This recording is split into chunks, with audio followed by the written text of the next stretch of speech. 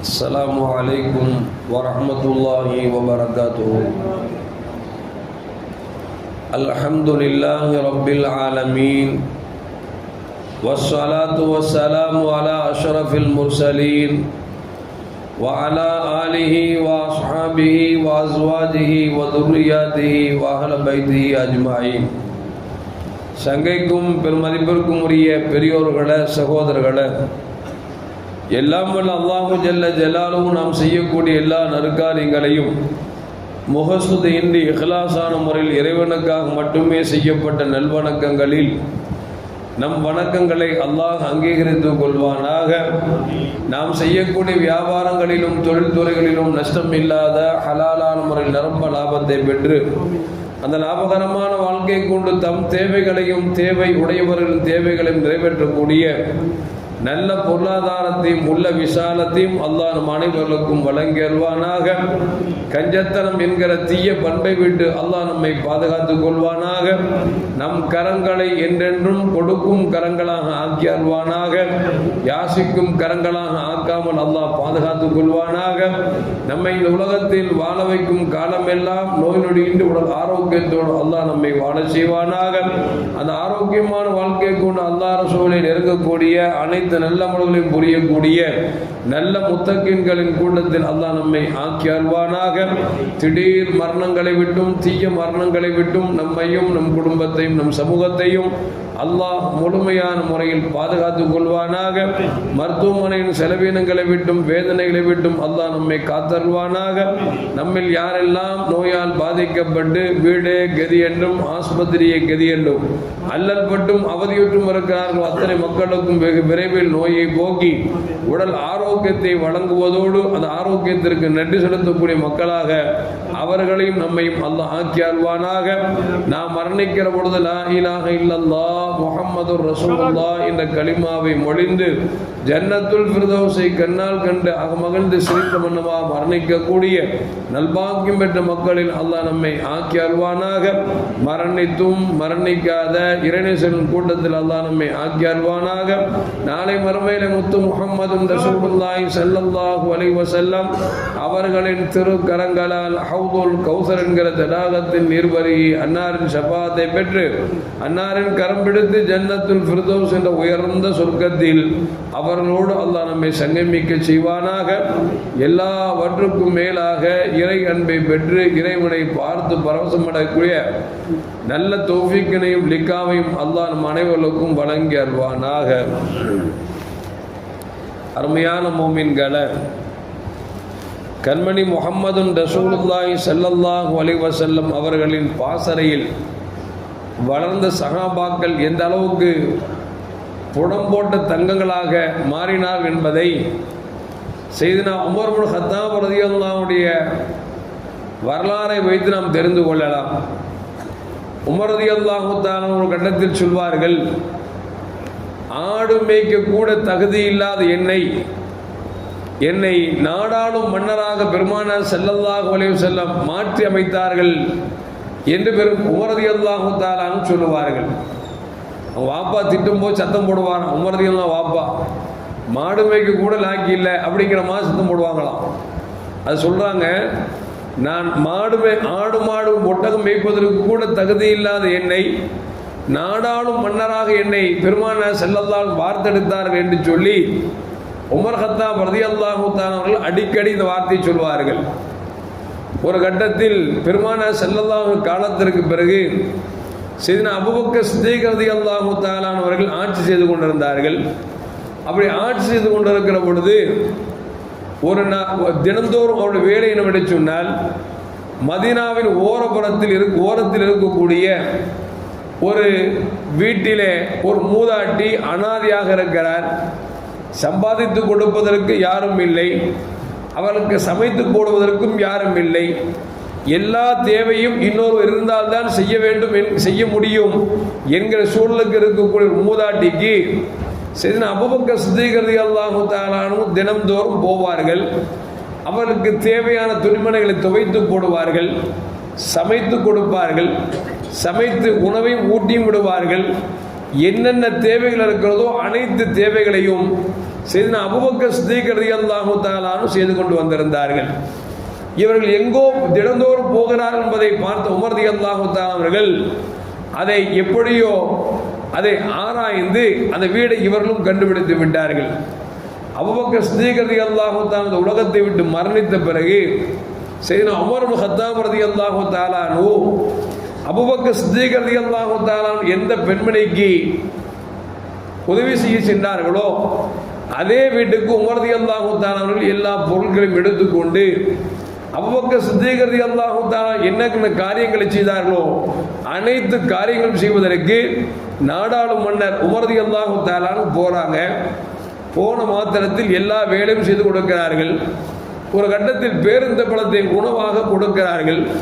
அந்த பேரித்தம்பழத்தை வாங்கி உண்ட அந்த மூதாட்டி கேட்டால், அபூபக்கர் சித்திக் அவர்கள் மரணித்து விட்டார்களா என்று கேட்டார். உமர் ரலியல்லாஹு தஆலா ஷாக்காய் போச்சு. பேரிச்சம்பழம் தானே கொடுத்தோம், பேரிச்சம்பழத்தை தின்னுட்டு அபூபக்கர் நாயகம் மூத்தா போயிட்டாங்களா அப்படின்னு சொல்லி கேட்குறாங்களே அப்படின்னு கேட்டுட்டு உமர் தான் சொன்னாங்க, ஆமா அபூபக்கர் சித்திக் நாயகம் மூத்தா போயிட்டாங்க, எப்படி நீங்க கண்டுபிடிச்சீங்க அப்படின்னாங்க. அப்ப அந்த அம்மா சொல்லிச்சான், அபூபக்கர் சித்திக் நாயகமாக இருந்தால் பேரித்தம்பழத்தை கொடுக்கிற பொழுது அதை பிச்சு அதன் விதைகளை எடுத்துவிட்டு பேரித்தம்பழத்தை கொடுப்பார். இப்பொழுது வந்திருப்பவர் வேறு ஒருவர் வந்திருக்கிறார் என்பதை நான் நன்றாக விளங்கிக் கொண்டேன் என்று சொன்னால், பேரித்தம்பழத்தை கொடுக்கிற பொழுது விதையோடு சேர்த்து கொடுத்து விட்டார். எனவே அபூபக்கர் இன்றைக்கு வரவில்லை என்று சொன்னால் அபூபக்கர் சித்திக் ரலியல்லாஹு தஆலா மரணித்திருந்தால் மட்டும்தான் வராமல் இருக்க முடியும் என்பதை விளங்கிக் கொண்டுதான் அபூபக்கர் சித்திக் நாயகம் மரணித்து விட்டாரா என்று கேட்டேன் என்று சொல்லி அந்த பெண்மணி சொல்லுகிறார் என்று சொன்னால், அருமையான மக்களை கொஞ்சம் யோசித்து பார்க்க வேண்டும். பெருமானார் ஸல்லல்லாஹு அலைஹி வஸல்லம் பாசர்கள் வார்த்தெடுத்த அபூபக்கர் சித்திக் ரலியல்லாஹு தஆலா அவர்கள் தன்னை ஈண்டெடுத்த தாயை போன்று ஏதோ ஒரு வயதான மூதாட்டியை கவனித்திருக்கிறார்கள் என்று சொன்னால் இதுதான் பெருமானார் ஸல்லல்லாஹு அலைஹி வஸல்லம் வார்த்தெடுத்த சஹாபாக்கள் என்பதை விளங்கிக் கொள்ள வேண்டும். இன்னொரு கட்டத்தில் உமர் ரலியல்லாஹு தஆலா அவர்கள் நகர்வலம் வருவார்கள். அப்பொழுது தன் மாறுவேடத்தில் வந்து மக்களுக்கு ஏதாவது பிரச்சனை இருக்கிறதா, நாட்டு நடப்புகள் எப்படி இருக்கிறது என்பதை இரவு நேரங்கள் அப்படி வலம் வருவார்கள். அப்படி வலம் வருகிற பொழுது ஒரு இடத்தில் ஒரு கூடாரம் அடைக்கப்பட்டிருக்கிறது. ஒரு ஆண் மகன் வெளியே இருக்கிறார். ஊருக்கு பார்த்தால் இதுவரைக்கும் பார்த்தது போன்று தெரியவில்லை. உமர் ரலியல்லாஹு தஆலா பக்கத்தில் போய், என்னப்பா இங்கே உட்கார்ந்து இருக்கிறாய் என்று கேட்கிறார்கள். அவர் சொல்லுகிறார், நான் வெளியூர்ந்து வந்திருக்கிறேன், இங்கே கூடாரம் அமைத்திருக்கிறேன் என்று சொல்லிக் கொண்டிருக்கிற பொழுது உள்ளே கூடாரத்துக்குள்ளது ஒரு பெண்மணியின் சத்தம் கேட்கிறது, அழுகுரல் கேட்கிறது. அப்பொழுது உமர் தான் கேட்கிறாங்க, என்ன உள்ளுக்குள்ள பெண் சத்தம் கேட்கிறது என்ன என்று கேட்கிறார்கள். அவர் சொன்னாரு, என் மனைவி தான் வெளியூரிலிருந்து வருகிற பொழுது பேறுகால வழி வந்து விட்டது, எனவே அவர்களை டெண்டெடுத்து நான் உள்ளே வைத்திருக்கிறேன் என்று சொன்ன பொழுது உமர் தான் சொன்னாங்க, அப்படி என்று சொன்னால் பேறுகால ட்ரீட்மெண்ட் எடுப்பதற்கு மருத்துவச்சி அழைத்து வருகிறேன் என்று சொன்ன பொழுது அவர் சொன்னார், தயவு செய்து வேண்டாம் என்று சொன்னார். ஏன் என்று கேட்டார்கள். அவர்களுக்கு மருத்துவம் பார்த்தார்கள் என்று சொன்னால் ஊதியம் கொடுப்பதற்கு எனக்கு வழி இல்லை, எனவே நீங்கள் பேசாம டாக்டர் கூட்டத்தை விட்டுட்டீங்க அப்படின்னா யார் ஊதியம் கொடுக்கிறது, அந்த வாய்ப்பு இல்லை, நீங்க கூப்பிட வேணாம் அப்படிங்கிறாங்க. இல்லை இல்லை, நான் அழைத்து வரக்கூடிய மருத்துவச்சி இருக்கிறாரே அவர் எந்த ஊதியம் வாங்க மாட்டார், உங்களுக்கு நீங்கள் நன்றி சொன்னால் மட்டும் போதும் என்று சொல்லிவிட்டு வேக வேகமாக வீட்டுக்கு சென்றார்கள். தன் மனைவி அழைத்தார்கள். மனைவி சொன்னார்கள், இரவு சாப்பிடவில்லையே, உணவு வைத்திருக்கிறேன், எடுத்து சாப்பிடுங்கள் என்று சொல்கிறார். உமர் தான் சொல்றாங்க, அந்த சாப்பாடு ஒரு ஏழைக்கு தேவைப்படுகிறது, அதை எடுத்து விட்டு வா என்று சொல்கிறார்கள். அப்படி என்று சொன்னால் ஒரு டம்ளர் பாலாவது குடிங்களேன் என்று சொல்கிறார்கள். அந்த பாலும் கூட ஒரு பெண்மணி பிரசவத்திற்காக இருக்கிறார், அவருக்கு தேவைப்படும் பாலையும் எடுத்துக்கொள் என்று சொல்லி பட்டினியும் பசியுமாக தனக்கு வைத்த உணவுகளை எடுத்துக்கொண்டு தன் மனைவியும் அழைத்து கொண்டு அந்த கூடாரத்துக்கு வருகிறார். வந்த பிறகு தன் மனைவியை கூடாரத்துக்குள் சென்று அந்த பேர்காலத்தை பார் என்று ஆணையிடுகிறார்கள். இவர்கள் உள்ளே சென்றார்கள். உமர் ரலியல்லாஹு தஆலா அவர்கள் வெளியே இருக்கக்கூடிய வெளியூர் மனிதனிடத்தில் பேசிக்கொண்டிருக்கிற பொழுது திடீரென்று குழந்தையின் சத்தம் கேட்கிறது. உள்ளே இருந்து உமர் ரலியல்லாஹு அன்ஹு மனைவி சொன்னாங்க, நாடாளும் மன்னரே, உங்கள் நண்பருக்கு குழந்தை பிறந்து விட்டது என்று சொன்ன பொழுது இந்த வெளியே இருக்கக்கூடிய மனிதர் விளங்கிக் கொண்டார். வந்தவர் சாதாரணமானவர் அல்ல என்று விளங்கிக் கொண்டு, தாங்கள் யார் என்று கேட்கிற பொழுது, நான் தான் உமர் ரலியல்லாஹு தஆலா அன்ஹு, இந்த நாடாளும் மன்னர் என்று சொன்ன பொழுது, மன்னரா இத்தனை பணிவிடைகள் செய்தீர்கள் என்று சொல்லி அவர் அழுத வண்ணமாக நன்றி கடன் செலுத்தினார் என்பது வரலாறு நமக்கு சொல்லி காட்டுகிறது.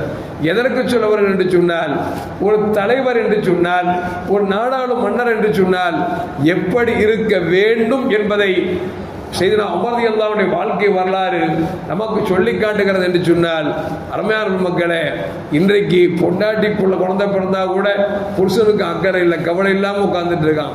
யாரோ ஒரு குழந்தை பெற்கிறார்கள், உமர் ரலியல்லாஹு தஆலா அவர்கள் தன் மனைவியை கொண்டு வந்து ட்ரீட்மெண்ட் பார்க்குறாங்க அப்படின்னா அது எவ்வளவு பெரிய மனது இருந்தால் அதை செய்திருப்பார் என்பதை கொஞ்சம் யோசித்து பார்க்க வேண்டும்.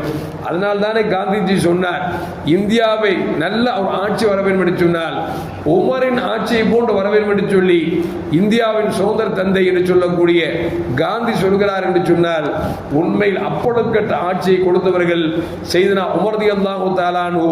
அதுபோன்று பெருமானார் ஸல்லல்லாஹு அவர்களால் அடையாளம் கட்டப்பட்ட 4 கலிஃபாக்களும் தீரமாக ரொம்ப தீர்க்கதரிசிகளாக வாழ்ந்து காமித்திருக்கிறார் என்பது வரலாறு நமக்கு சொல்லி காட்டுகிறது.